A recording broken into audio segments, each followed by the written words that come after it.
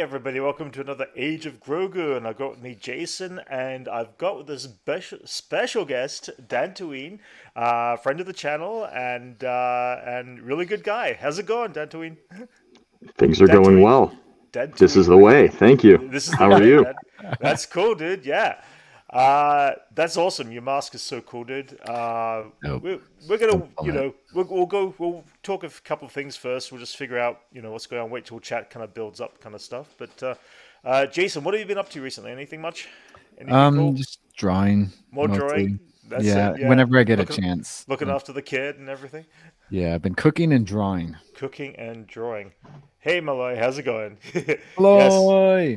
Yeah, This is and great. yeah, that's it. Cool. Yeah, I've been just doing a bit of work this past week. Nothing major. I'm going to be getting back into some miniature model building soon. I've got a couple of things. I met a really cool guy at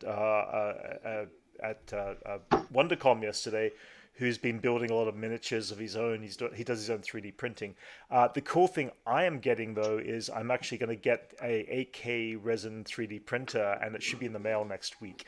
So I'm looking Nice, dude. forward to using Nice. that, testing out the grounds, and because I do have a 6K, but I'm having some issues with it right now. So I need an updated printer anyway for work. And this is it, this is going to be a cool thing. So I'm going to get to test it and play with my Star Wars stuff and some miniature Star Wars stuff too, which is what I've been itching to do and everything. Yeah, And new level of detail too. that's it, yeah. I mean, a 6K is pretty good when it comes to the resin printers, but this 8K was on sale, and I was like, you know what? It was totally worth it. So I decided, screw it, I'm gonna splurge on it. Can't afford it right now, but I do need it for work. So it's like it is a tax write off. So I'm good with that. Dadtooine, dude. Okay, you got to tell us. You made this entire costume, in fact, for Wondercon celebration, and tell us a bit about it. What was the process like to build one of these things? All right, so the process was incredibly grueling. Uh No, I'm kidding. huh. Everyone likes to talk about how sanding is this big, long thing, and Yep. honestly, Hmm. I didn't think the sanding was that bad because everyone Yep. had kind of like hyped it up to be this, Hmm. monumental hill that's almost impossible to climb. Yep. But it's not that bad. You just 3D print your stuff. Yep. It's plastic. Yep. You can actually see. I'll show you real Yeah. quick. Yeah. Yeah. Yeah. The Totally. inside. You can Yep. see Oh, the they print got some lines. padding in there. Yeah. Oh yeah, padding. I got my visor. Hmm. Nice. And you just print it. Yep. I smoothed it out. I coated it with some liquid fiberglass resin. You Hmm. just paint it on with a brush. Yep. Nice. Once that's done, you sand it all smooth. If Yep. I missed any spots or whatever, I hit it with the Bondo Yep. spot putty. Hmm. So basically, we're using a lot of automotive car equipment to finish our armor. It is A really lot of cool. filler Yeah. primer, a lot of filler putty, a lot of painting. Malloy mentions, and the microphone. You got a microphone set up in there and everything too, which is cool. That is a great question. Hmm. So I'm using just my standard earbuds right now, Yeah. but at the con, I did have a set headpiece with a little Right. amplifier that I had sewed into a little pouch on my chest. That's so cool. So everyone could hear my voice. Yeah, it was I really may easy. not be able to hear them, but they could hear me. Yeah. So tell me about the painting process too. What did you do The to do the painting is finished the best painting? part. Yeah. So I have probably 5 layers of paint on this helmet, maybe Right. more. Hmm. So after all the finishing work and it gets smooth, I Yep. do a black paint, Yep. just a flat black matte. Hmm. Then As a I go base. over that with clear gloss. Yep. After I do the black and seal it with the gloss, that's when I do the metal. You can see all over the place. There's these little pieces, Halo. chips. So after the entire helmet's coated in the metal paint, Hmm. because I don't have liquid latex, Yep. put toothpaste in all these spots. Okay. And you just smear the toothpaste around, and Oh, then that's that will cool. prevent the paint from sticking onto the base layer. I've Oh, never it's kind thought of like a about it's that. like a mask. Yeah. Exactly, it's liquid masking. Yeah. Yeah. Yeah. There are better actual liquid masking materials made for the specific purpose, but Uh huh. con crunch. Did not have Yeah. too long to do this. Yeah. And That's that's good cool. considering the time you had. Yeah. Thank you. So after all Yeah. that and the painting, I'm sorry, the toothpaste thing, Hmm. I tape off whatever sections I don't want to be a specific color, Yeah. and then I paint the whole helmet Yeah. blue, tape off this stuff, everything else rather, so only this is showing. and then Yep. I do my teal, Yep. and then my ears actually kind of come off here. That's cool. You use magnets, right? I do not use magnets. These are just really? Oh, they clip on. tight enough. Oh, There's wow. enough of a closure there. Nice. There's really enough clearance for it to just kind of Oh, that's slit cool. in. I'll show you this side there. Yeah. Because then you There's can those change. holes. That way, it allows you to change it out too. Obviously. Exactly. If I need to repaint it or anything. Yeah. And my vent Or works add the a different same way. visor or whatever. Yeah. So I have a vent, Nice. Oh, that's and cool. here you can see the weathering. Mhm. It looks like it's used. It's Yeah. worn. Yep. Like I've been running around the jungle. Yeah. Well, That's I cool. don't need this. You're I not was going going to to see say it. the plexiglass visor itself. What did you use for that? For the actual mask itself. This is the actual a visual. Yeah. yeah. This is a welding shield. It is Oh, a cool. Hobart Mhm. level 3 face shield. Yep. So all you got to do is buy that replacement. I think Yeah. it's like 778010 is the headgear number, Oh, cool. and then you just find the correct visor. Like I said, level 3, Right. and I have no issue seeing. Even at Yeah. nighttime, as long Yeah. as there's sufficient lighting, I'm good. Yeah. Did you have to trim it for that size, or is it just one whole piece? Like, did you trim it down to fit? in there, I or- did have to trim it. So I put a big piece of construction paper on the inside around the visor, Right. took my pencil and just kind of like traced it, went Gotcha. about half an inch out on every side, Yeah. That's and good. then I popped it in. Oh, that's cool. Nice. That's You awesome. cannot tell, Yeah. but it is not completely even on the bottom here. You can kind of tell now. That's- oh, now But if that I you didn't tell point us, it we're out to going you- to keep looking at it. No. I'm going to sit here. You can't see it. So the rest of the costume itself, you pretty much had the same thing. You build it in pieces. You don't. I mean, we've got some video footage we're going to show in a minute of when we met up with you at the Comic Con. Were, So. were there any like Yeah. message boards you were a part of, or any like tips and stuff for Yeah. this? Yeah. So the final piece is actually the little black spots, and like I showed you with the vent, the little Yep. darker, Mhm. sort of more weathered. Yep. I reached out to a few people on Instagram, Right. and they were very kind, very helpful. Just mix some black acrylic paint, Mhm. some Yeah. silver, some brown with some water. Yep. Heavily water down your acrylic paint. Yeah. It's kind of Put like it a on. wa- Do a wash. Immediately wipe it off. Yeah, exactly, a Yeah. wash. Yeah. It's a wash. Yeah. Little That's bit of cool. acrylic gets stuck in the crooks and crannies, Yeah. and then you just do that about 5-6 times. Yeah. Yeah. Ages it. Yeah. To That- your age at the right level. That's when you find out how good your sanding was too. Huh? Oh. Absolutely. Yeah. Yes. Yeah. You're like, And "Oh." I sand everything. I start with 120 grit, Right. Mhm. then I do 220 grit, Right. 320, and then Damn. 400. Okay. And then Damn, dude. if You're like I a wet sand on that. feel like it, well, once I get to 400 and 600, that's when I start wet sanding. Right. Nice. Gotcha. And yeah, So the pretty much polish like- on that is so nice. Just like automotive stuff. Exactly. It's all basically automotive finishing. Yeah. It's just like you're bondoing a car. That's But cool. the 3D printing is really convenient. For me, I have a large print bed. Mhm. So some of the people in my groups have a very small 3D printer, so they would have to print a helmet like this in about 6 or 8 pieces. Right. I was able to print this out in one go. It took up That's my cool. entire bed. The Nice. ears and the vent were separate pieces, but Right. this That's a whole helmet solid thing. Yeah. fit Nice. on one bed. It took 3.5 days. Oh man, that must have been like crazy just waiting for that, but hoping it doesn't mess up. Long days are stressful. Yeah, because you go in there and you're like, all right, I'm 2 days in. I hope nothing messes up. Oh All man. right. Yeah, Yeah, That's, I mean- At some point- that's always the scary part on anything that big. And I haven't printed a helmet, Yeah. but it's always a scary thing that you get right to the end, and either you run out of ink, or you can't replace it easy enough, or there's something going on and it messes up. And when it does, it's so frustrating. It's I like, guess that's the advantage of having multiple parts. Is yeah, the risk. But I mean it came through. yeah. It looks good. Thank did, you. did it ever mess up, or was that the first go?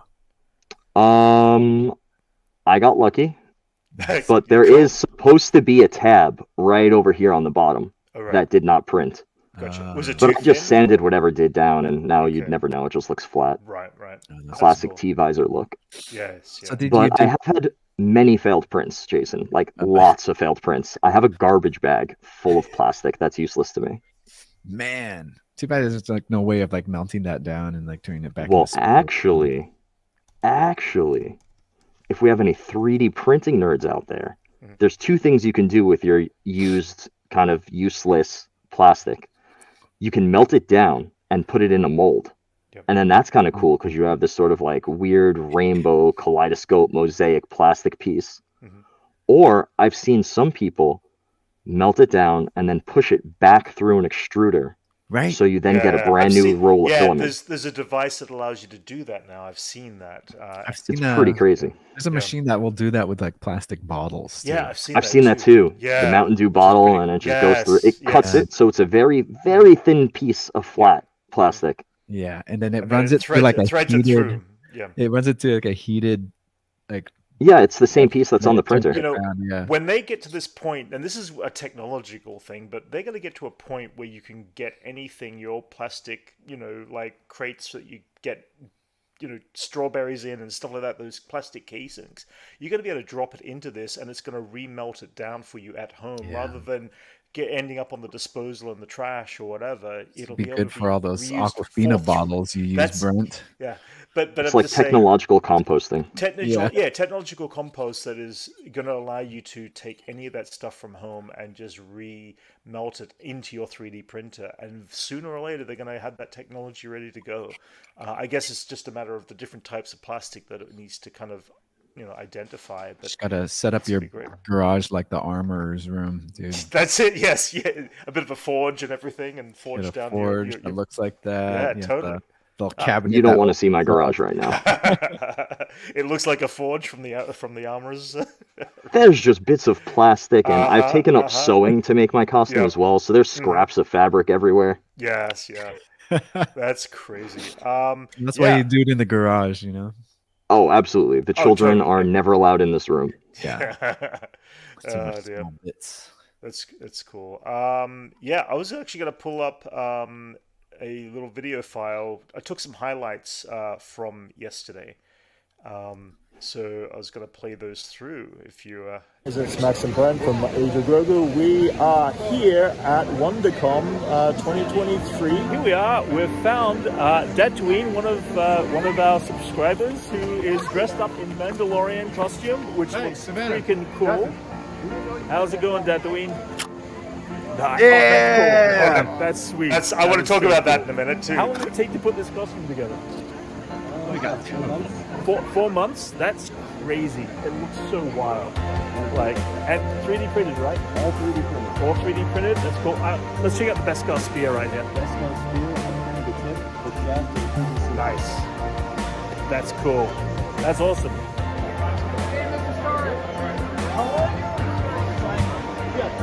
As always, this is not as big as Comic-Con, but there is a lot of people that still dress up here. There were so many people in costume. Yeah. Dude, yeah, you had like so many stormtroopers. Oh, Oh, whoa! the dock was incredible. Yeah, that was amazing. Yeah?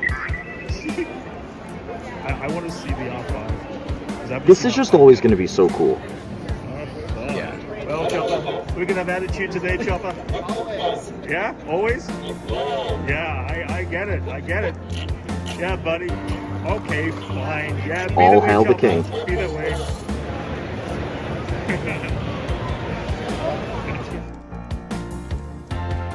That's cool. That Star Wars backdrop. Yeah, they had a few little areas like that. McMaster Robots were there. They had all their droid building stuff, some really cool stuff. I'll talk about that a bit later too. Awesome. Yeah, The walker dude. yeah.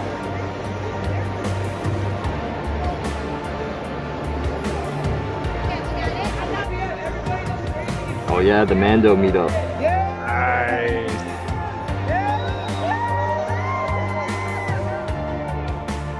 That little girl in the front is my buddy's friend. Is my buddy's daughter. Oh, really? Hey, Max.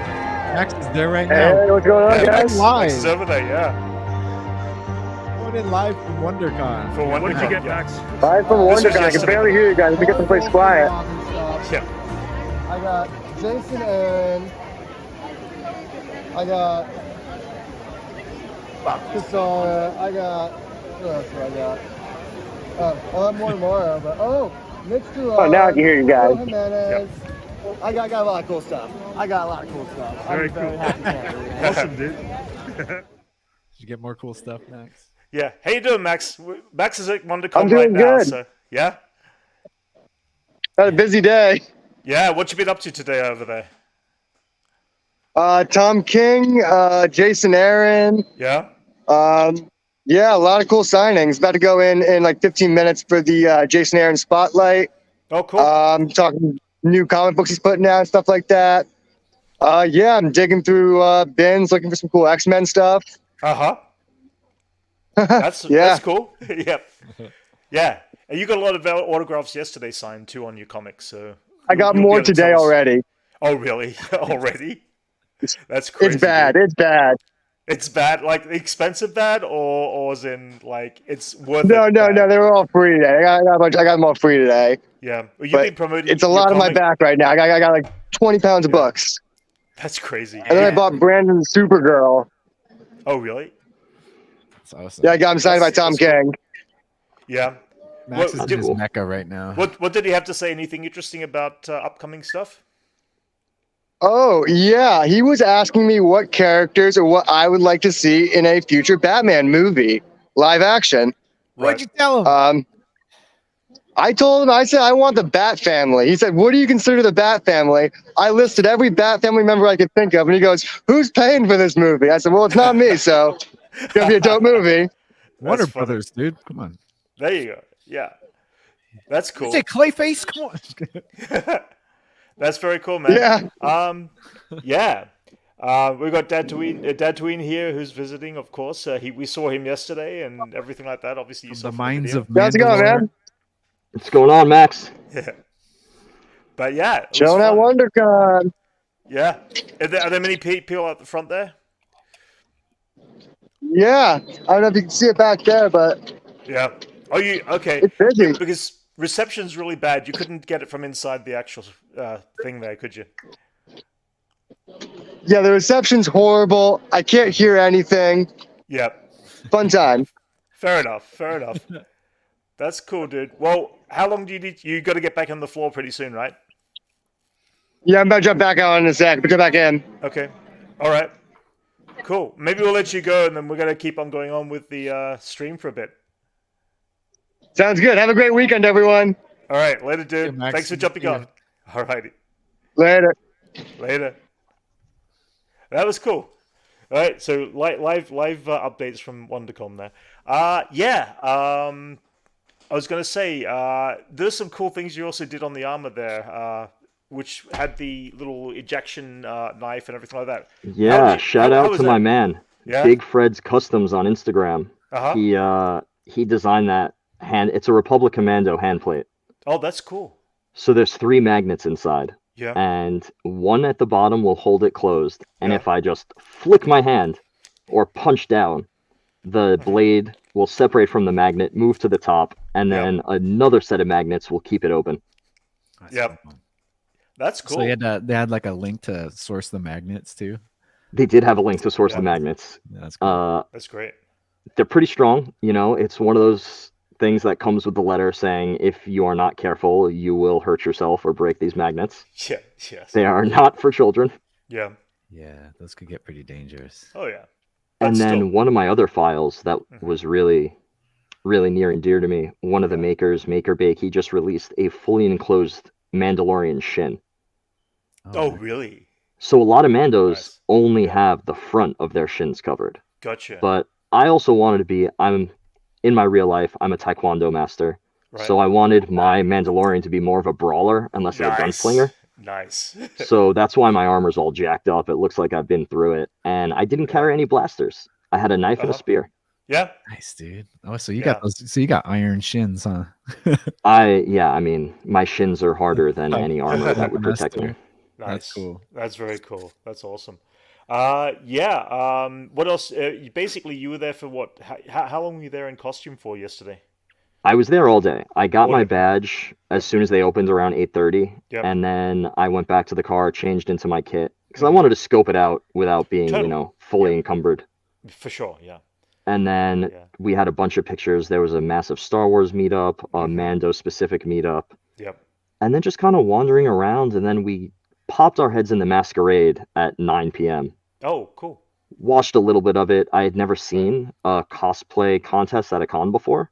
Oh, So cool. I did not know you had to do like a skit or a little Oh, really? performance Oh, no way. or just like lip sync. And it was fine. I just think Okay. it was a little Over the long top. because it's Yeah. late at night. We're all kind of tired. For sure. No, totally. Yeah. I mean, it gets pretty hot and uncomfortable in the costume during the day, or is Yeah. it? Yeah. Yeah. Well, you guys are I was mostly taking my out helmet off a lot. outside. Yeah, you guys are mostly outside too in this direct sun, so, and it was pretty warm, which is We definitely found the shady areas. yeah, totally. Some other people that are more advanced than myself have the helmet fans Yeah, in there, so they've got 2 or 3 fans keeping them cool. that makes sense. Some people have the range finder that's mechanical and it'll Yep. move on its own.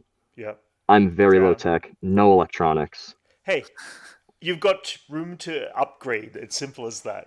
This is my very first. Yeah. This was my first Yeah. cosplay. This Yeah. was my first con. Yeah. This is my debut with all of this. Streets I got ahead. my 3D printer specifically to build Star Wars costumes. That's amazing, dude. So you definitely have the chance to upgrade. If Star Wars Celebration, you never went to obviously the Star Wars Celebration last Correct. year. I did. Was my first Star Wars Celebration. But if you ever get the chance and it comes back to LA, man, it is. Oh, 100%. It is Even if they're back in so Orlando, worth it. I need to go. Yeah, no, that's my thing. It's in the like, country.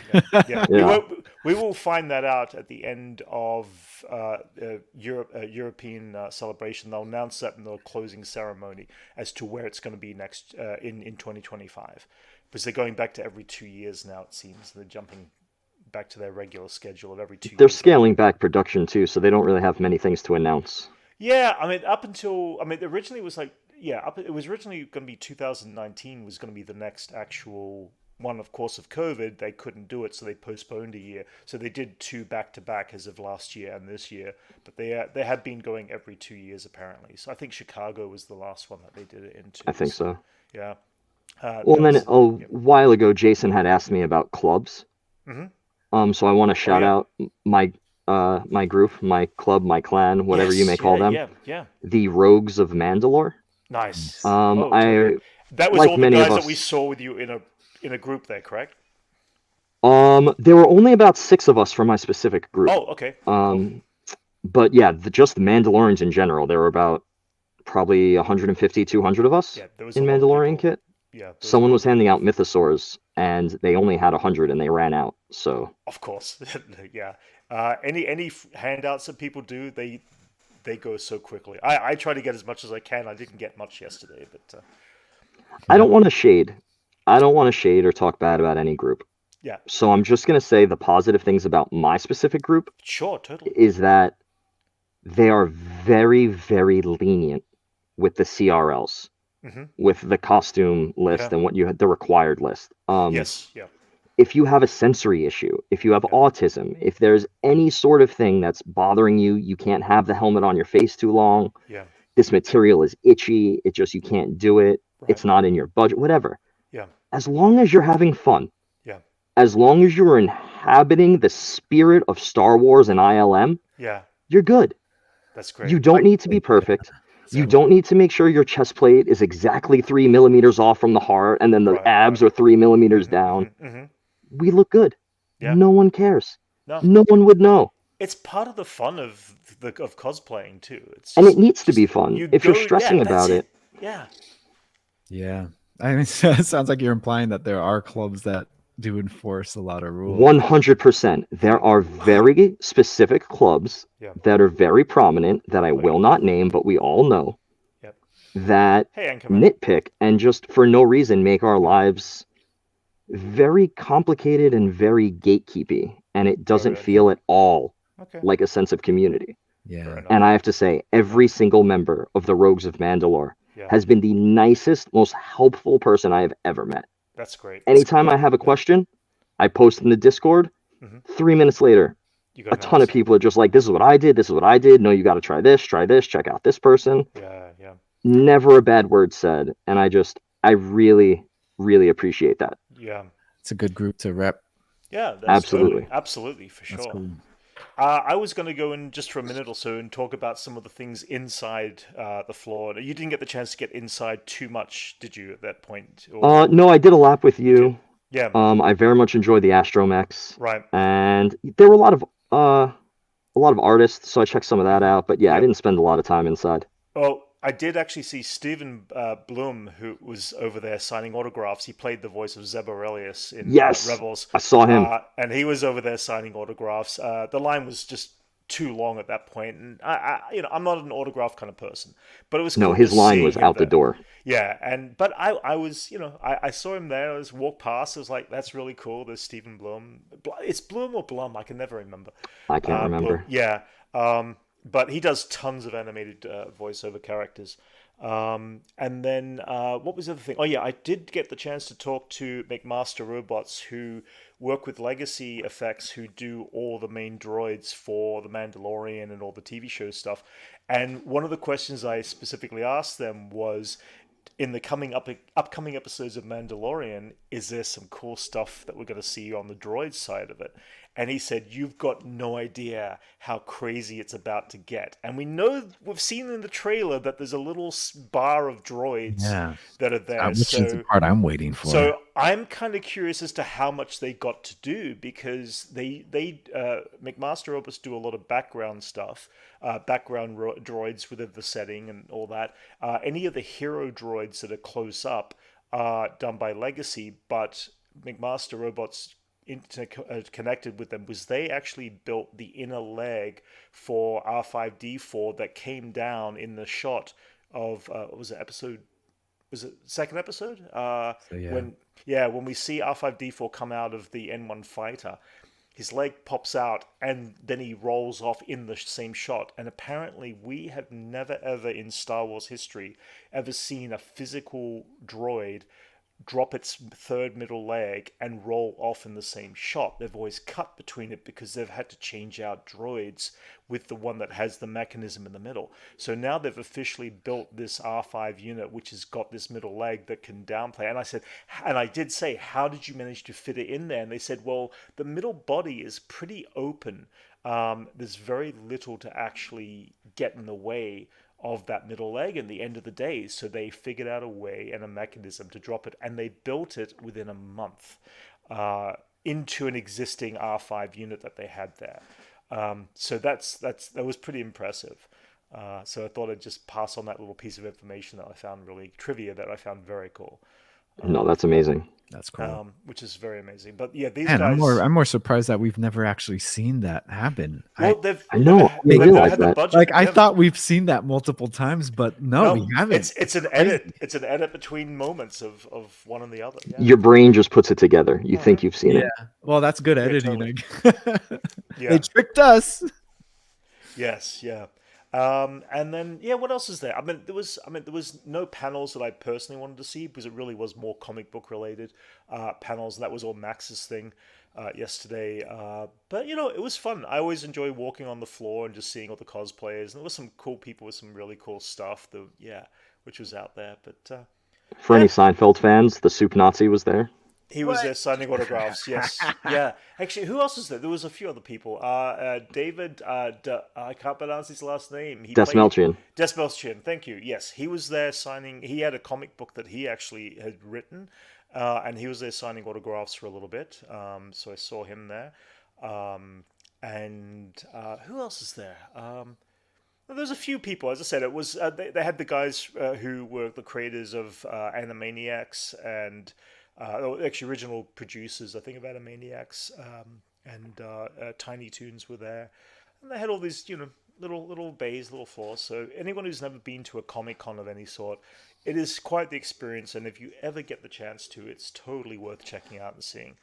Dadtooine, anything else you want to add from your experience yesterday? Otherwise, we'll move on to some news, and then we'll jump into Mando Season 3 stuff. Just that if you haven't done it, and you want to take that leap, just do it. Because I've been saying for pretty much my entire lifetime, I want to go to Comic-Con. I want to go to a con. Ever since I was like 5. I want a Stormtrooper suit. I want to be Darth Vader. Just do it.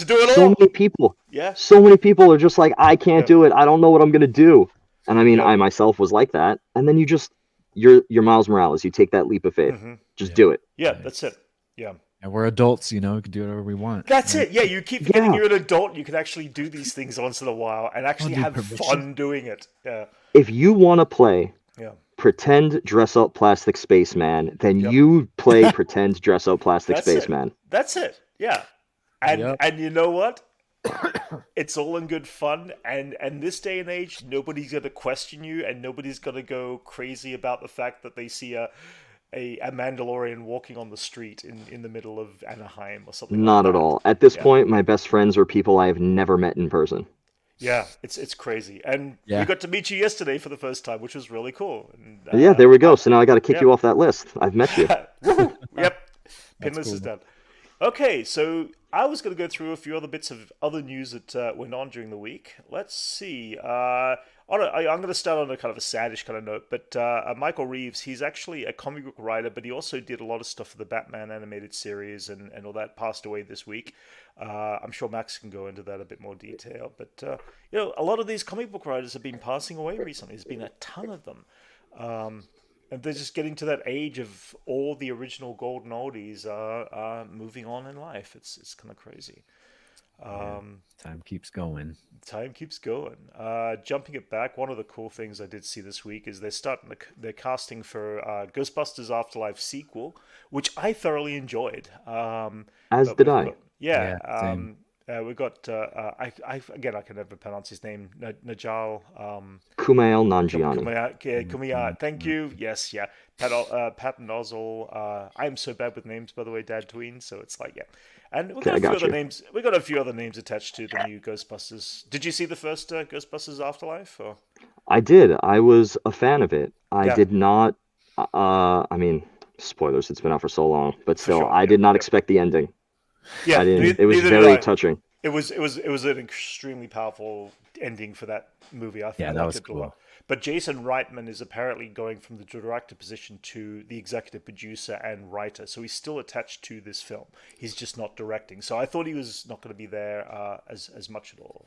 But no, he's It's fully crazy that he's a attached. legacy director like that. It's pretty cool. I know, It yeah, is. and of course he's Ivan Reitman's son, who was the writer of the original Ghostbusters and director. Well, and his daughter has the show Working Moms.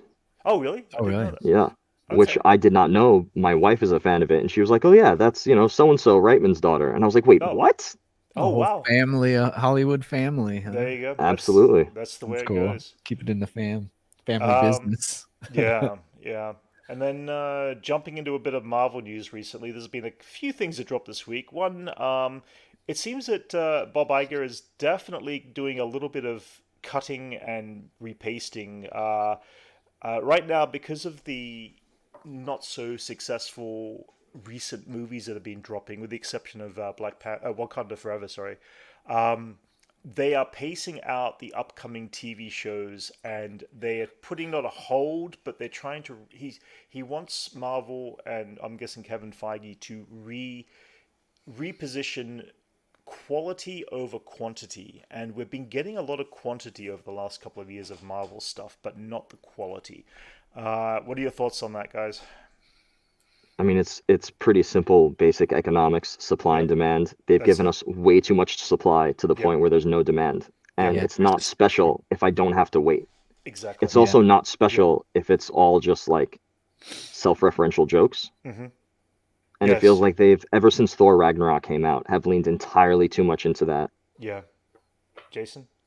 No, yeah, I agree. It we're just saturated right now of so Yeah. much Marvel content Yeah. because before when say around phase 1, Yeah. I couldn't wait for something to come out, and No, I'd totally. Same. I'd Oh, yeah. rewatch them Yeah. all over and over again. But now it's just so much. Yeah. I think this last phase is the least I've ever rewatched movies because I rewatch a lot of stuff, but Mhm. not Oh, yeah. much from this current phase. Yeah, I think at one point we had less than 2 or 3 weeks gap between a show into a movie into another show and all that, and it was definitely heavy-handed last year of getting that. And there definitely was a drop in quality as to how invested I was in some of the material they were putting forward. And Yeah, I they're think just spreading themselves too thin. I Yeah. feel like, and so think- I don't want to watch a show just so I can understand the next show. It needs to be Yeah. able to Fair enough. stand on its own. They should That's- all stand yeah. alone. Oh, That totally, I yeah. think that's the secret to most but also everything, right? feel different. I think my biggest complaint with Quantumania was that I felt like I was rewatching Loki, and I already saw Loki, and I understand they have to target an audience that didn't see Loki but might just watch the movie of Quantumania and watch the feature film to fill in the gaps. But they did the exact same thing with Kang, and they just did the same plot, the same layout, the same, different actors, different characters, and it just did not kind of connect for me at all. And I'm hoping that there is a quality change, and I'm fine to see maybe 2 movies a year and 1 or 2 shows a year at this point. And They got too greedy. if they got Just too want to make more. I still haven't even seen Quantumania. really, Oh yeah. I don't care. yeah. I mean, well, again, if you It'll did be on watch, Disney Plus.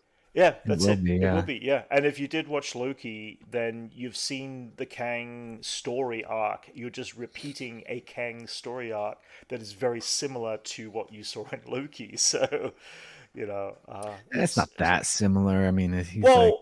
like but the deviant Kang. spoilers Well, ahead here, it's- guys. But you're talking about Kang is the big threat. He comes in, he gets defeated, and then it moves on again. And it was the same thing as Loki in that retrospect. And if you want to make a big change into your Phase 5, you take a bit of a hit against the good guys and say that Kang at the very beginning is a badass and he is going to win this first round, because you need to see the bad guy win a round at the beginning. Empire. Yeah, that's it. Perfect. Yeah, Exactly. or Infinity War. Yep. Yeah, you need to see that. So yeah, and Anchorman. I saw a few people that were like, hold up, you're going to make Kang a bigger than Thanos level threat Yeah. and then have Ant-Man just sort of deal with him quickly? Yeah, and Loki dealt with the same situation. Well, it was Sylvia who did it, but it was like, yeah, it was done with quickly, and both cases. Well, that's the thing. That's the thing about Kang. Yeah. There's millions of him. Yeah, and they hinted towards that, but it still is a matter of this version of Kang that was in Quantumania looked like he could have been the biggest bad of the versions of all the Kangs out there, and I don't know if that's true or not, but he was pretty up there in my opinion. Anyway, they downplayed that. But yes, moving on with other news, Anchorman does point out here, Jonathan Majors got himself arrested yesterday. For what? The first reports were that he was arrested for allegedly assaulting a person in New York, a woman in New York, and he denies any wrongdoing. Apparently, there's everything from marks on her body, this sort of stuff. But as of recent evidence, as of this morning, it turns out that there is evidence that exists that he's completely innocent of the alleged assault, which includes video footage of supposedly where the attack took place from this woman and her things. And apparently the woman's also in mental issues too. So we don't know the true story yet. Still all brand new, fresh news. It's all fresh news, but already, the toxic online Twitter media are making the worst of it. It's like everybody on Twitter shouldn't be even touching it. Wait till the courts to deal with it. Wait for the final result. The internet does what it does. And... Yeah, and it's like, yeah. So something happened. An event happened. I've heard that Jonathan Majors is not necessarily the nicest person on set to deal with sometimes. I think it's just his focus. I don't know. But it's too early to really into that. But yes, I did want to kind of touch on that. The other big news, of course, this week with Marvel was that they've got the producer in charge of visuals and stuff like that. She herself was let go because she ended up by working on from her contract, she worked on another film that ended up by getting nominated for won an Academy Award, and she too has been let go. And so, what was she working on? What got nominated? You know what? What was it? I forgot the name of it. It's not in there. I didn't open up the story. I read it. Something 12-5 or something like that. I can't remember. I can't remember the name. But it was one of the smaller independent film pieces, like a short film or something like that. But she was actually, let go from the studio. So there's a lot of changes going on at Marvel right now, which is kind of not necessarily, in the good thing, but Marvel kind of need to slow down, take a pace, and all that sort of stuff is my opinion. But that's just me. I don't know. Yeah, I feel like they're just not making the money Yeah. they were before, like the pandemic. Well, again, Well, it's our the real qual- life, our IRL blip Yeah. happened, Well, and it changed a lot of stuff. I feel like. that's a question for you. Yeah, that's it. We had a blip. We literally had a blip. It was COVID, so that forced us to sit at home and watch entertainment. So the question is, what we were watching on TV, 3 years ago, was that any more or less entertaining as it, is now, kind of thing? Because we're up and about, we're moving around now. We're not necessarily going to be sitting at home watching stuff. Did we enjoy stuff at the beginning from the Marvel universe a lot more because we were sitting at home with nothing to do, or did we enjoy it because it was quality? Well, there's all types of factors to take in mind, because like we are, there is a saturation of Marvel, Right.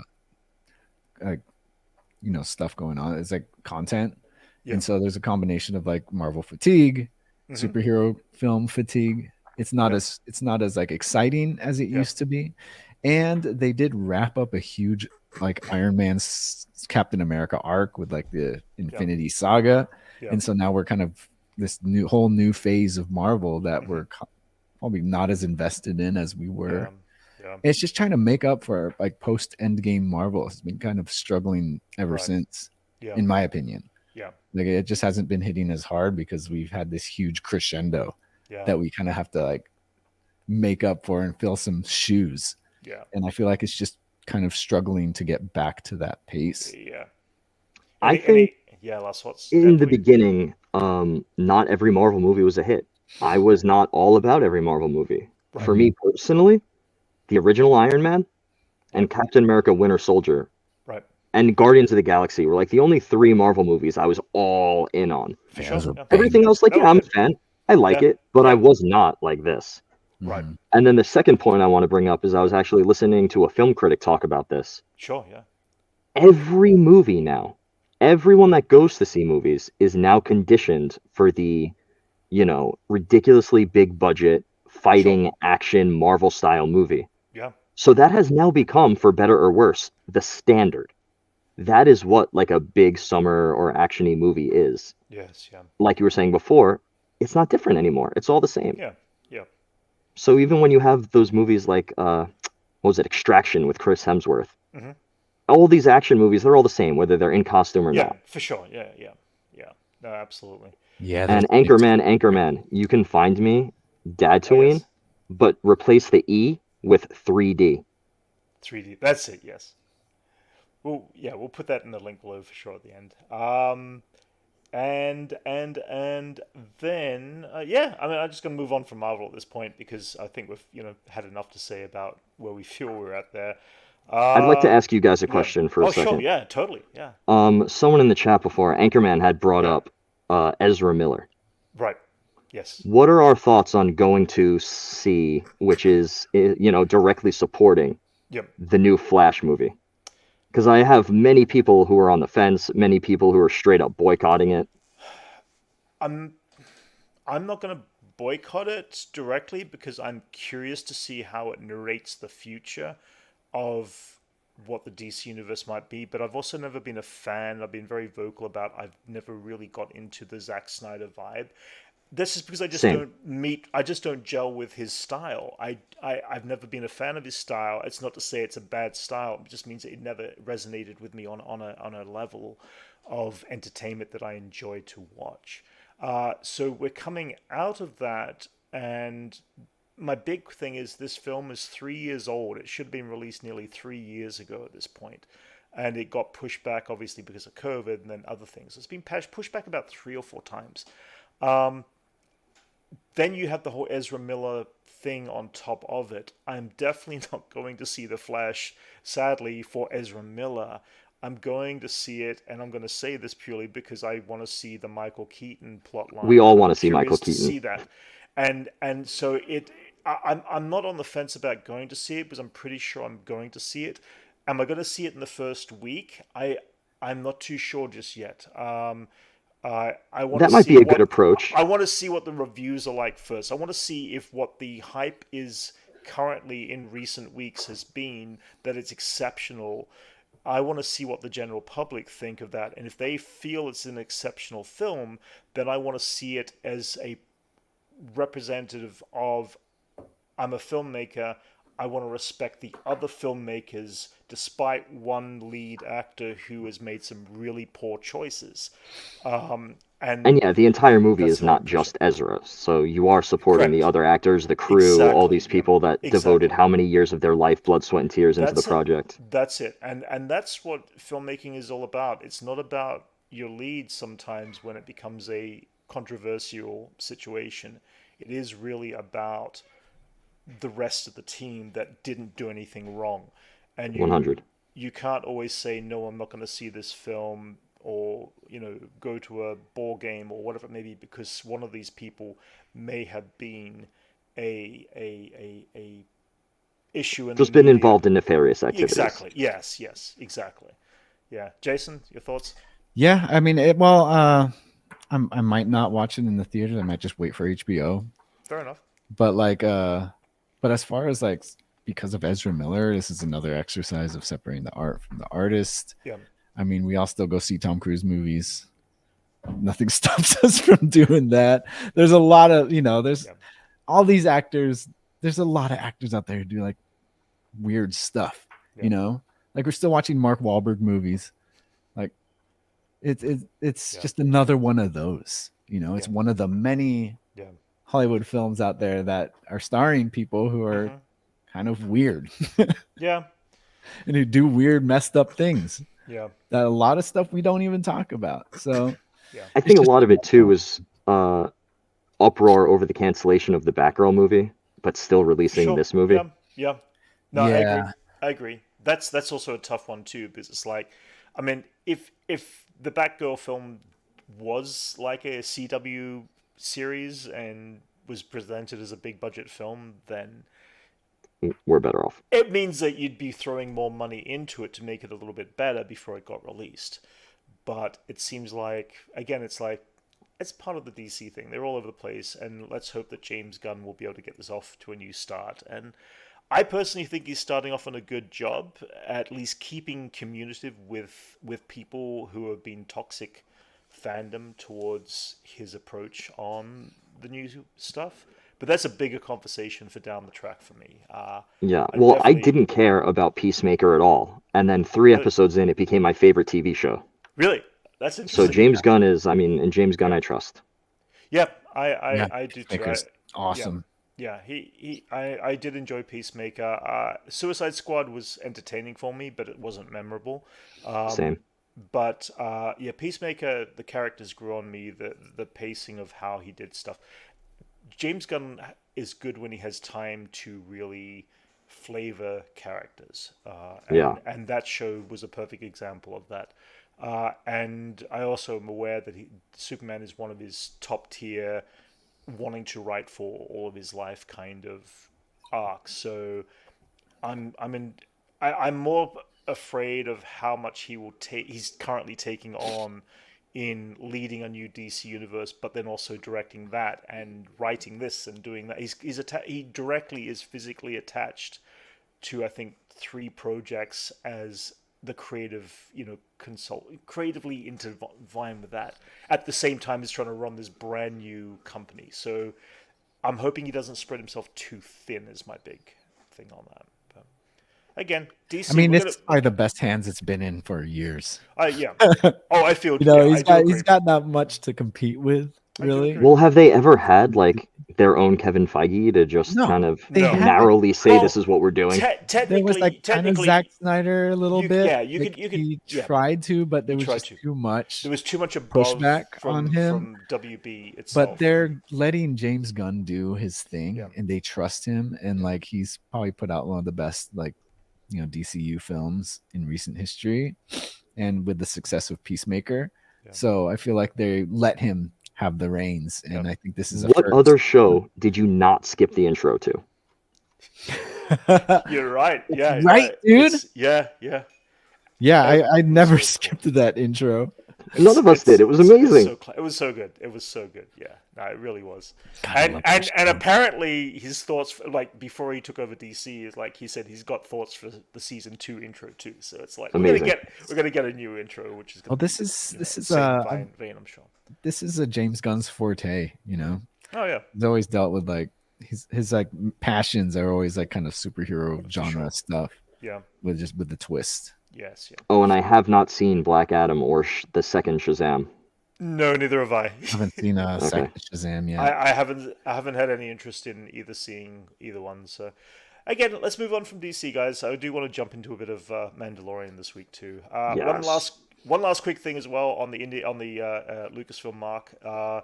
Indiana Jones is reported, rumored not to be moving.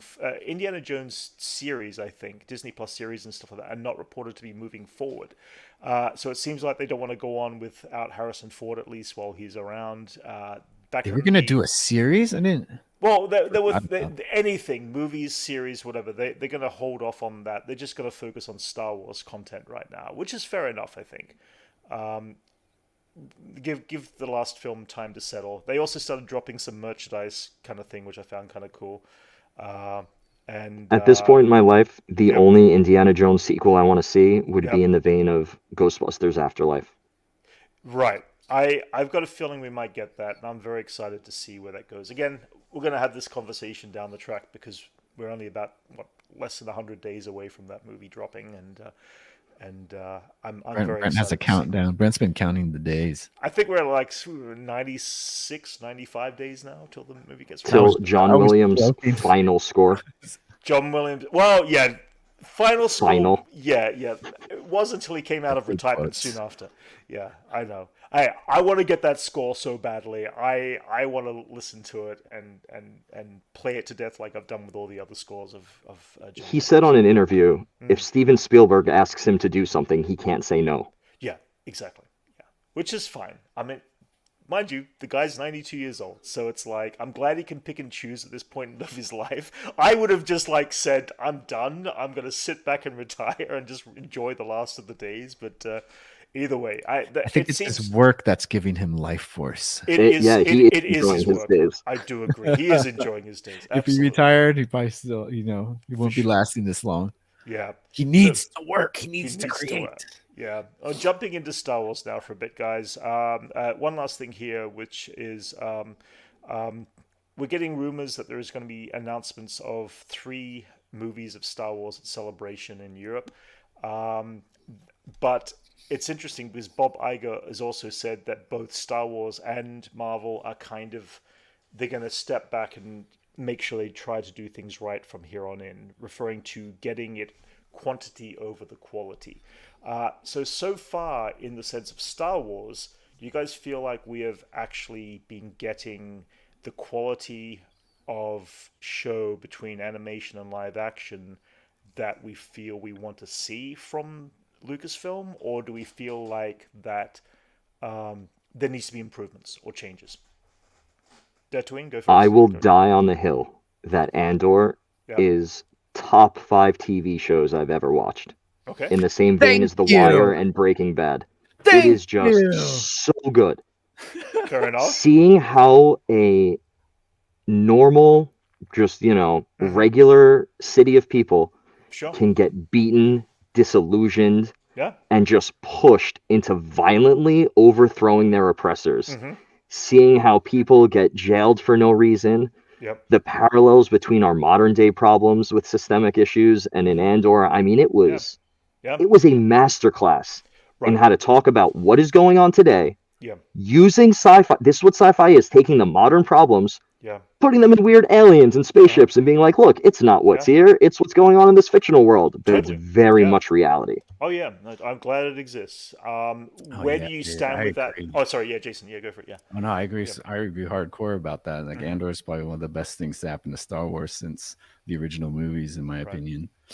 Andy Serkis, oh my god.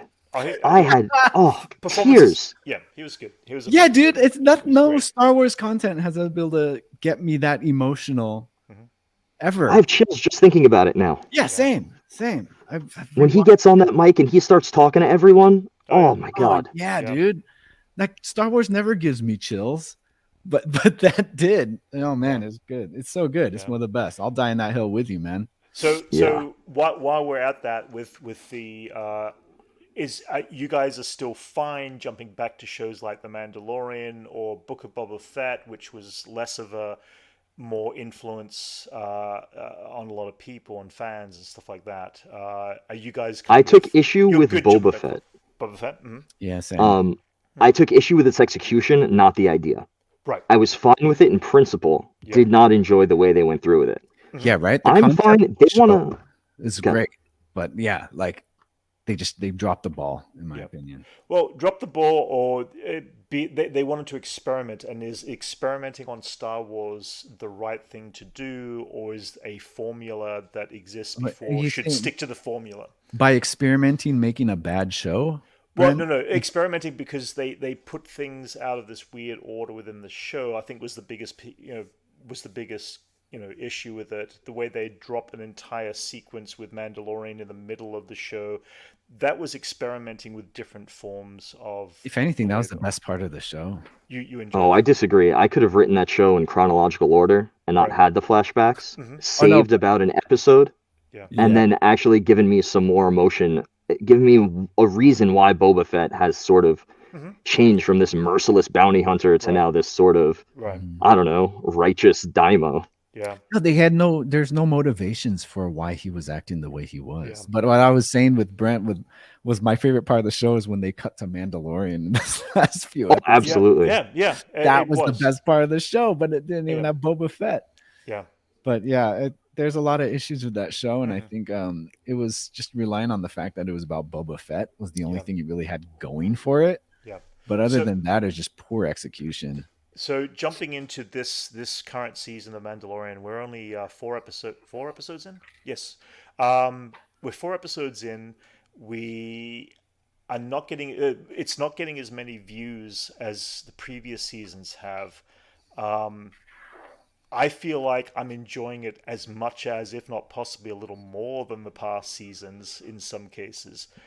Personally, what are you guys' thoughts on this season so far? We're halfway through the season at this point. So, Dadtooine? Season 1 was for everyone.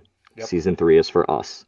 They start dropping these lore things. They're showing us Shriek-Hawks. Sure. Yeah. The regular folks who are watching aren't going to notice that the J guys come from the Shriek-Hawk, and we're freaking out about that stuff. You know, like the R5 droid with the busted motivator. Like we're the ones seeing all these little details, freaking out. We're enjoying. I'm going to go with a term Jason's going to use. I hate the word, but fan service for all that. But the reality is, does it show that people are getting lost? The average person is getting lost on that kind of connection. Yes. Have you talked to people? You've talked to people that feel like who might be a casual viewer that feel like they don't feel there's enough of an introduction to an Ahsoka character or or any of these other characters that we don't get. We get all these brand new characters all the time. So we get a new introduction to all these brand new characters. How would that be any different to a regular viewer watching Ahsoka or Bo-Katan suddenly be introduced for the first time into a show like this? Because really, I feel like they are covering those introductions well enough for a first-time viewer and totally playing with the people who are fans of the animated series and the comic books and the lore of it too. And first impressions are vital. Okay. You watch the first episode and you decide whether you want to keep going or not. Totally, yeah. So if you only watched The Mandalorian and you did not watch the Book of Boba Fett, right, you were beyond confused when you watched the first episode of Mandalorian. Okay, all right, okay. What happened to Grogu? Why is he back? Yeah. What's going on here? There were a lot of things that were set up in the Book of Boba Fett for The Mandalorian. Yeah. And then the first episode of The Mandalorian Season 3 was sort of a half refresher for us. Right. And I think that's what we're talking about with the Marvel stuff. The being too interconnected. Having to watch one show to understand what's happening here. Sure. Yeah. And I think that really damaged Season 3. Starting off with that and confusing people. Sort of like at the end of Solo when they showed Darth Maul and the casuals were like, I thought he died. Yeah. That's one of the curious things. Jumping ahead here, but when it coming to Ahsoka, we know they've cast a Grand Admiral Thrawn. We've had a verbal introduction to the name of the character in season 2, but anybody who's never read the books or never watched the animated series of Rebels, we're going to get our first introduction to a live-action Grand Admiral Thrawn, we assume at some point during that show, maybe even during Mandalorian season 3, we don't know yet.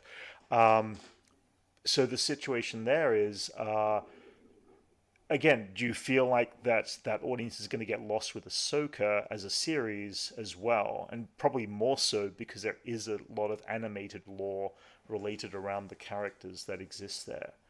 I don't know who's watching Ahsoka, who's just like a casual fan. Right. Like, if you don't know her and what's up. Yeah. Jason? Yeah. Oh no, I mean, that's the issue with Right. with a lot of the, everything after season 1 of Mandalorian was like, I know a lot of casual viewers that didn't really like the second season because of all the fan service that that was required for understanding what was actually going on. Yeah. But like for you, Brent, once you see Ahsoka on screen, you get these rose-colored lenses that just kind of like, where it's like, oh my God, this is amazing because the character I know. Oh, yeah. But like to step back and being like, well, if you've never seen any of that, like, is this going to work still? Right. So we're going to have this same situation the following show after that, Skeleton Crew, but all the fans have really no connection that we are aware of to any of the characters in Skeleton Crew. So Except the villain. Except the villain? We met the villain in Mandalorian. Oh, okay. Wait. Which one? The tree-looking moss pirate dude. Oh, he's in it. Oh, really? So I haven't read it. Too many rumors, but we don't even know about that character. That's a brand. Well, he's a villain. I don't know if he's the main villain, but right. But this is the thing. Like, okay. It's okay to have something that is not connected to anything. I think we should have more of that. So that is, yes, correct. So that is for the fans, but we are becoming the casual viewers of these new characters, and so why can't the casual viewers be accepting of the characters? No, it's okay to have Ahsoka in it, but if you can kind of tell when they're kind of just like throwing her on the screen and not really adding anything else to it, but like totally relying on the knowing of it. You don't see this because of your rose-colored lenses of being so excited about seeing Ahsoka. Fair enough. See, like if you're seeing this as someone who doesn't know any idea of who she is, that should hit as well as someone who knows who she is. You know what I mean? Yeah. Like it should stand on its own. Yeah, that makes sense. And if they're going to throw them in, you shouldn't have to depend on it being like just an appearance from them to get all the joy out of it. So like it should be a compelling character that you introduce outside of any memory of her within the series. Right. You shouldn't have to depend on any of that. So you're talking about hand holding a new audience member. Not just hand holding, not hand hand holding, but writing good stuff. Right. Okay. You know what I mean? Like you could introduce a character you've never seen before, but has lore in the story, but still not have to depend on that lore for that same level of excitement. Yeah. And I think that's you go back, a lot of issues with a lot of this that a lot of casual viewers have with anything after season 1. Right. You go back to the original trilogy, they didn't explain anything.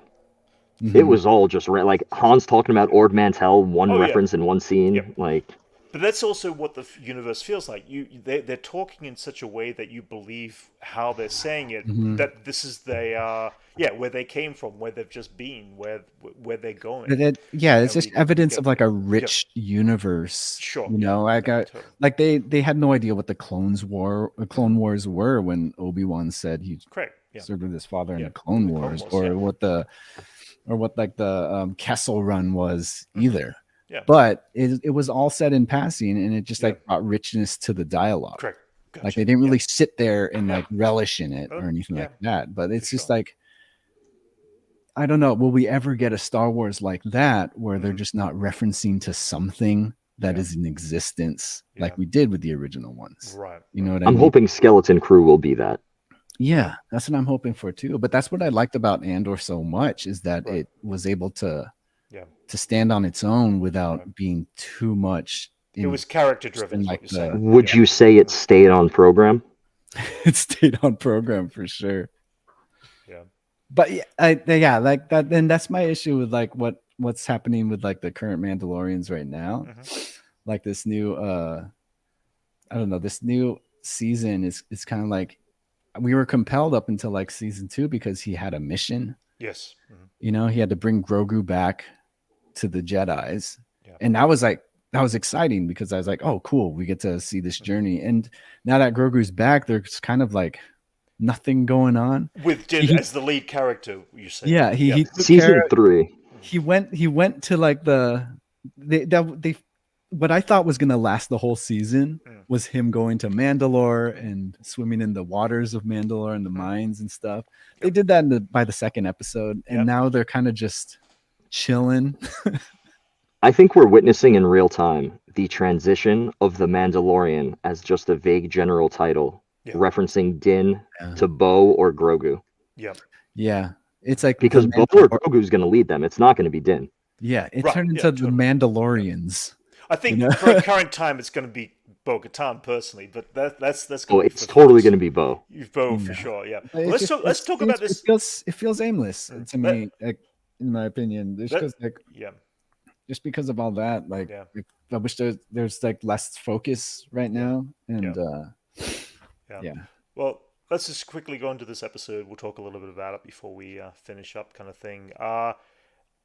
Just going through, we've got a few. You know, we're back on this planet, wherever it may be, the planet that has a lot of prehistoric monsters, that sort of stuff. I think one of the biggest things I took out of the opening of this episode was that kid is like gonna be bitten into all of his life, I think, as a Mandalorian. The Vizslas have no luck. The Vizslas have no luck, it seems.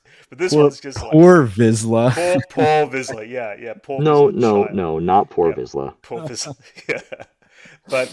But that's just a joke, though. But the reality is, it's like I like the whole opening scene. I thought it was kind of cool that we got this. I like the beach party that they're having. Just like, that was a little weird. Blowing shit into the water. I mean, come on. Okay, what was put the blasters in the water? That was kind of pointless. They're just wasting ammo. Yeah. I mean, at least they were targeting at the direction the big monster was trying to eat them at last week. I mean, it's like... Okay, I didn't think about this, but in the last episode, they had to use Bo's gauntlet to go track down the beast. Yes. How did they all get to that damn planet? Did they just take a taxi shuttle? Good point. Right? Good point.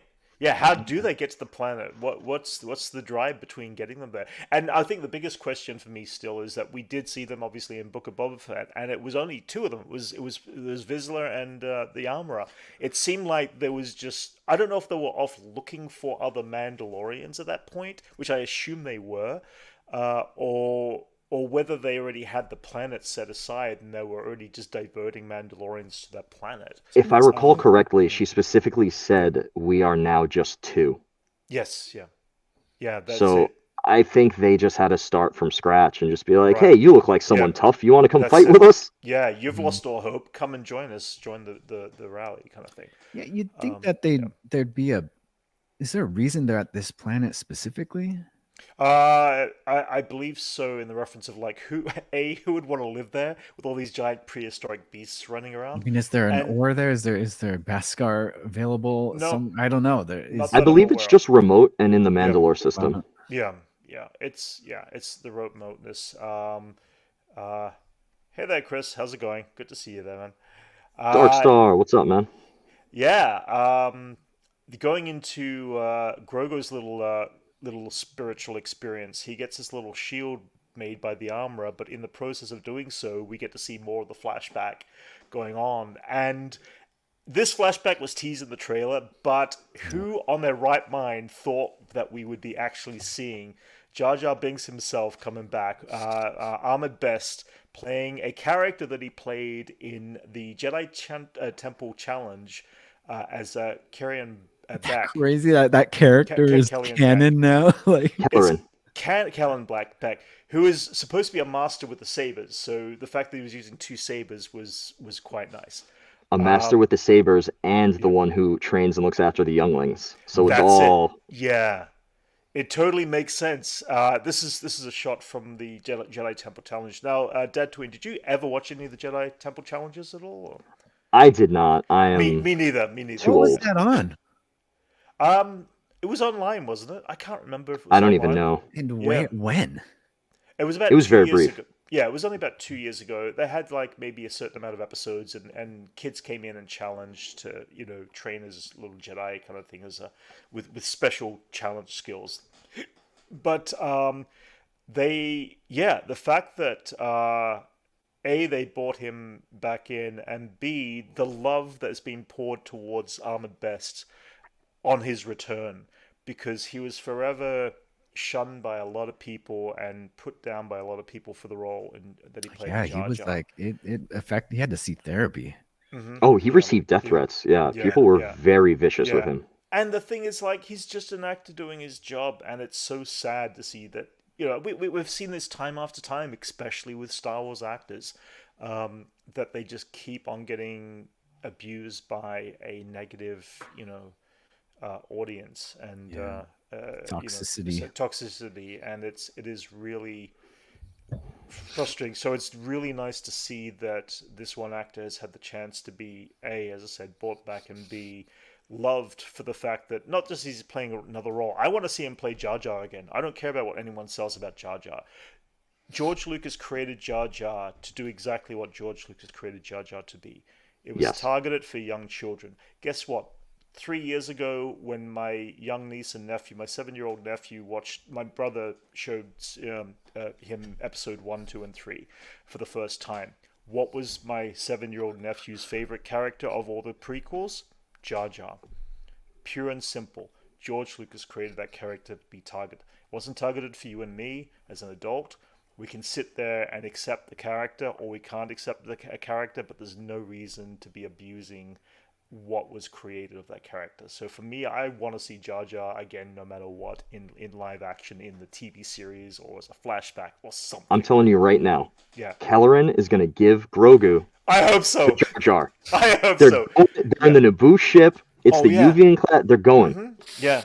I want that. I want that so badly. You know what? I think it was about time. I think Jar Jar would be well welcomed. Absolutely. I think so too. I think so too. On top of it, do we think we're going to see any more of this backstory in this season, or do we feel like that maybe the next season? Yeah. No, that's it. I was left wanting so Saving much those little more. nuggets. I want, like, what we got was incredible. That was a good 3 or 4 minute sequence of a flashback, which is more than we've seen in any part of Order 66. I feel, of the immediate aftermath, almost at least since Revenge of the Sith. So it was That and really like cool to see. I guess in Obi-Wan, I guess is a good chunk of Order 66. No, that's short. That's Bad Batch. We saw a bit of it. They I had felt us say, or who was he? He was going to kill like was it Kanan? Yeah, we saw that only from one. I'm referring to more so on Coruscant specifically. Like, I just wanted to see what was going on in the Jedi Temple a whole lot more than we got to see.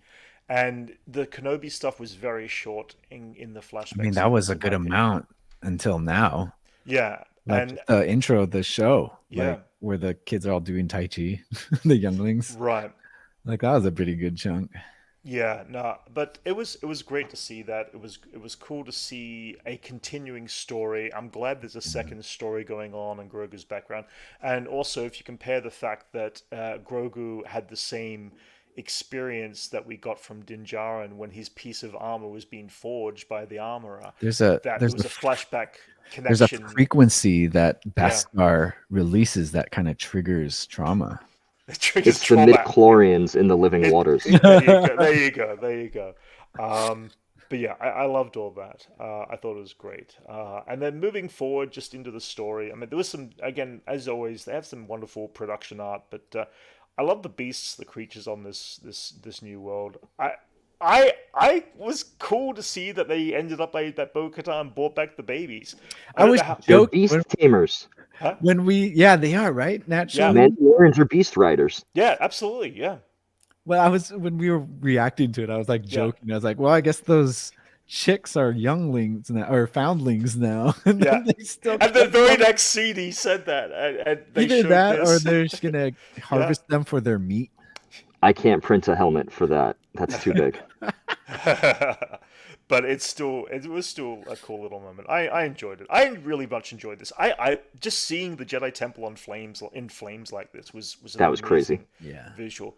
Did you also notice how detailed the Republic gunships were? Like how much they were able to clean up the detail on them compared to 20-something years ago when we saw them in Yeah, Attack of the right? Clones. We just got to see so much more depth of color and definition on those ships. Yeah, a lot of Coruscant this season. The Macquarie droid in the other episode really got me. Yeah. It's like C-3PO's concept art. Yeah, They just totally, made him.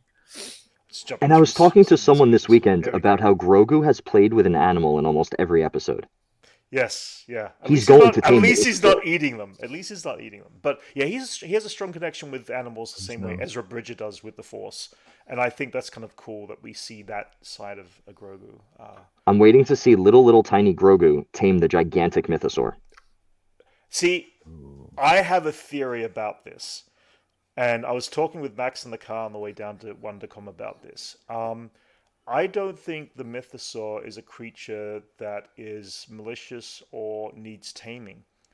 If you look at the eye, when Bo-Katan sees the eye, it's an ancient creature. It is one like... It was like the Bendu. Like the Bendu, exactly what I was about to say. There is an element of it will pick whoever it decides to choose when it decides to resurface to allow them to ride it or connect it into being the leader.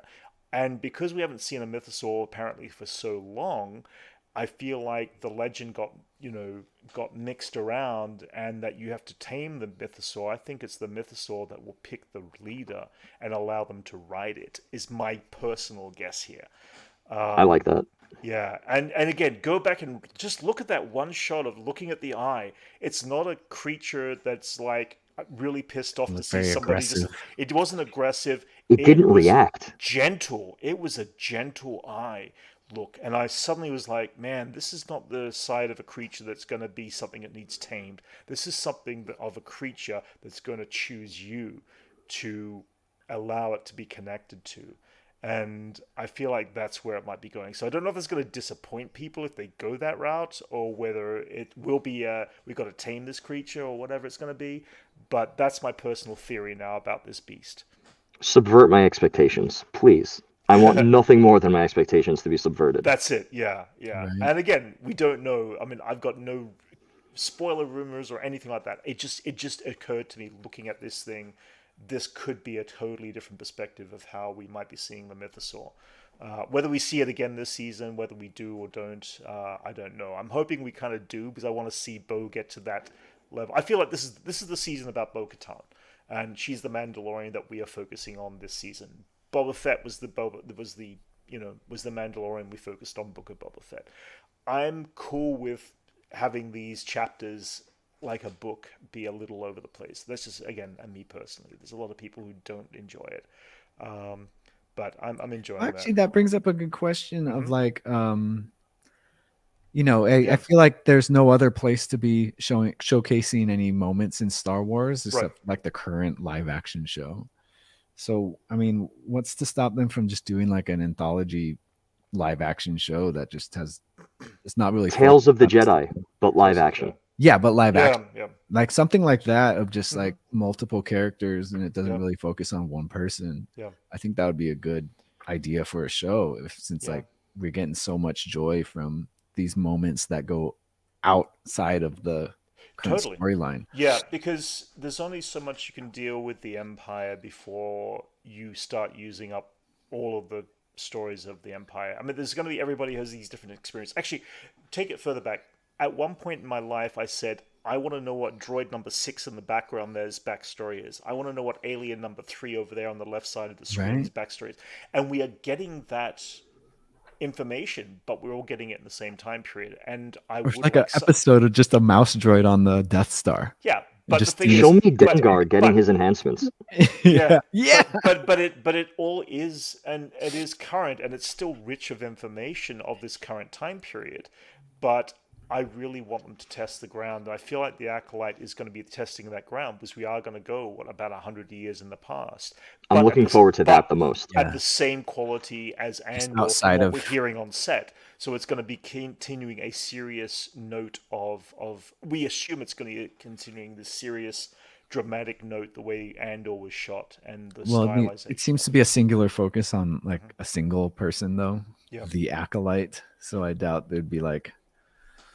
We don't know. I mean, that's just based on what I'm gathering, but it's exciting. I'm excited to see something outside of the Palpatine saga. Yeah. Well, if we look at the best projects that have come out recently, that everyone agrees on, what is everyone's favorite Star Wars movie right now? Rogue One. What was everyone's favorite Star Wars TV show? Andor. There was no Force. There were no lightsabers with the exception of the one Darth Vader scene. We don't need Jedi. We don't need lightsabers or the Force. That's what I've been saying. Yeah. I don't want to hear a name I've heard before. No Skywalker, no Palpatine, no Kenobi. I don't want to see any robes. Yeah. I like seeing I like the grounded stuff in the Star Wars universe. I'm grown up. I mean, I think it caters to like how much the Star Wars fans, the original Star Wars fans, have also grown up. Yeah. You know, we were always going to have kids stuff.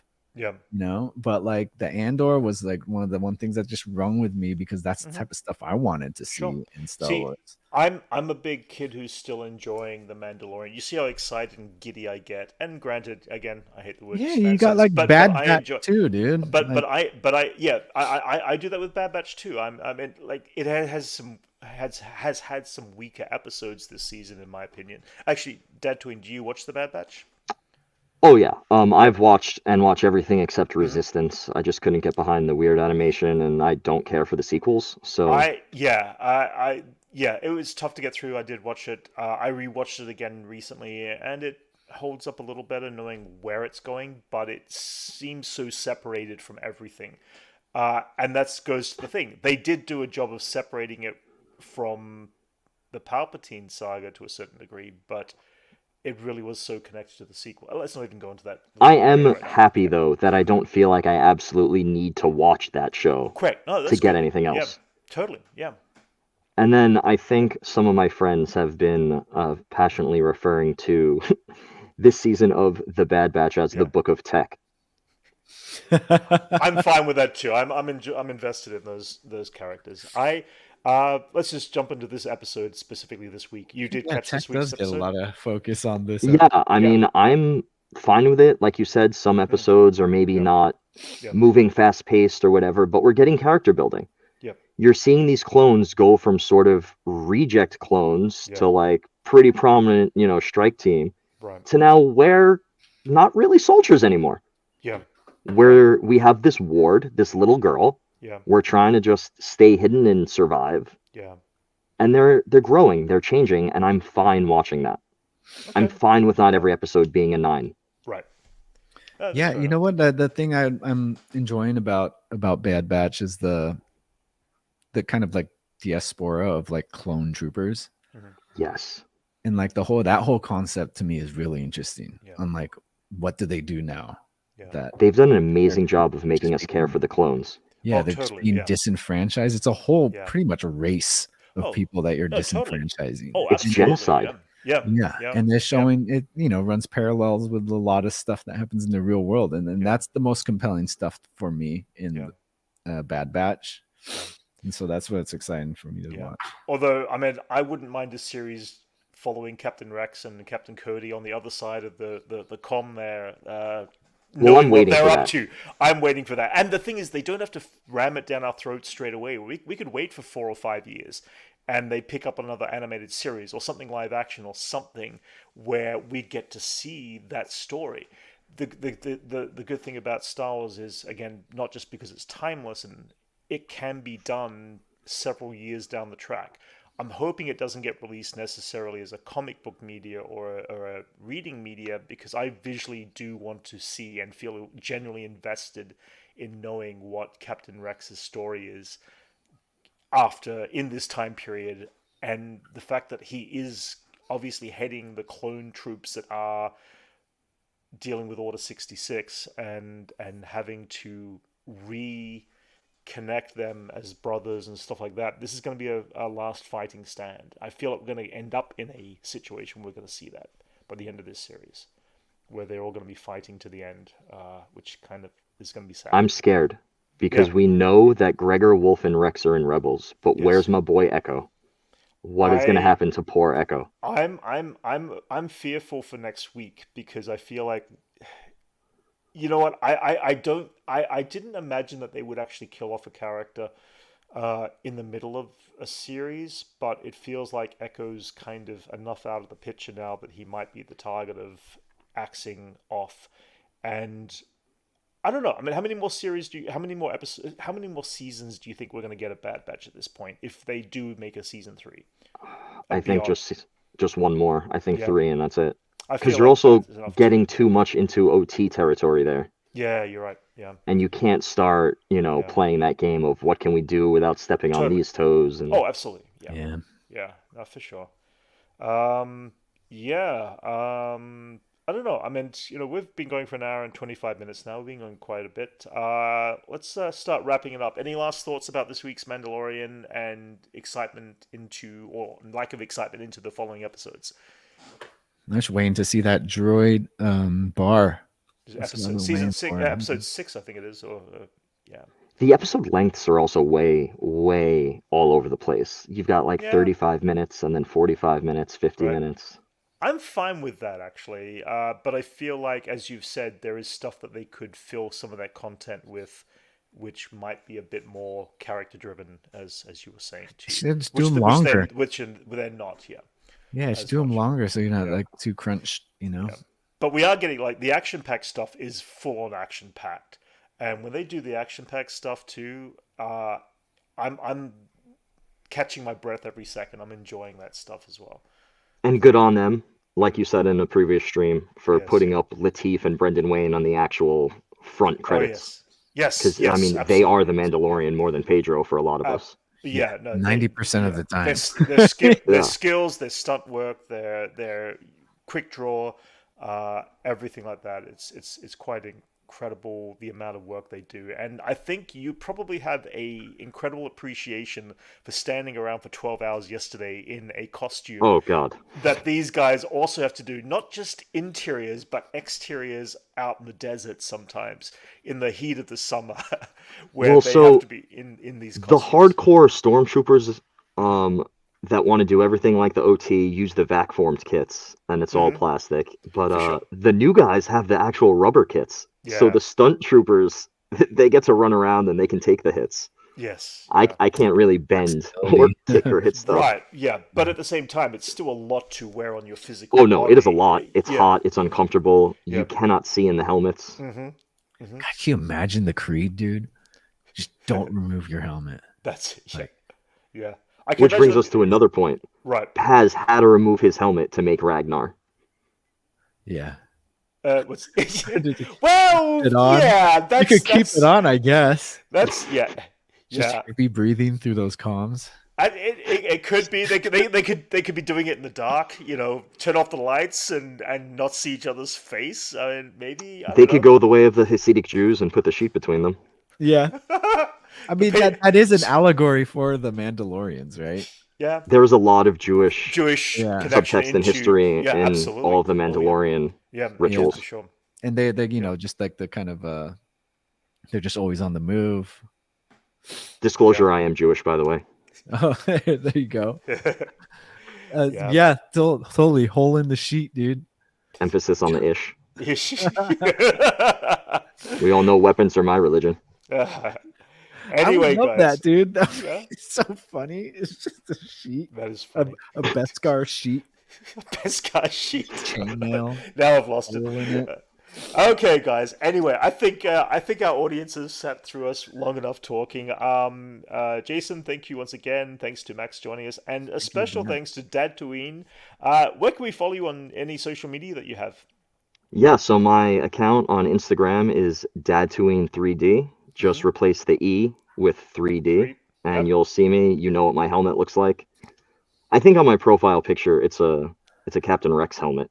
I'll add that below for sure. Nice. And I'm on the socials here. If you guys want to get into costuming, shoot me a message. Doesn't matter if it's not Star Wars. If you have any questions relating to 3D printing, finishing armor, what clubs are like, hit me up. Visit the Rogues of Mandalore. Jump in their Discord. And, community. Having fun, enjoying what time we have on this planet to do what we want and not feel like you have to fit in a box. Just be you, do you, have fun, and no one cares. As long as you're doing you and living your best life, that's what's up. The way. That is the way, yeah. Thank you, chat, who are live with us today as well, guys. And thank you guys once again. And Dadtooine, we'd love to have you back in the future if you're willing to come on. We've got a lot more episodes coming up of Mandalorian that we want to talk about. So in the future, we'll definitely pull you in. Oh, yeah. So, Thrawn is my favorite character. So when Thrawn comes out, I got Thrawn. you. Yeah. Totally... Read all those Timothy Zahn books. Oh, yeah. All right, guys. Have a good one. Have a good week. Catch you all later.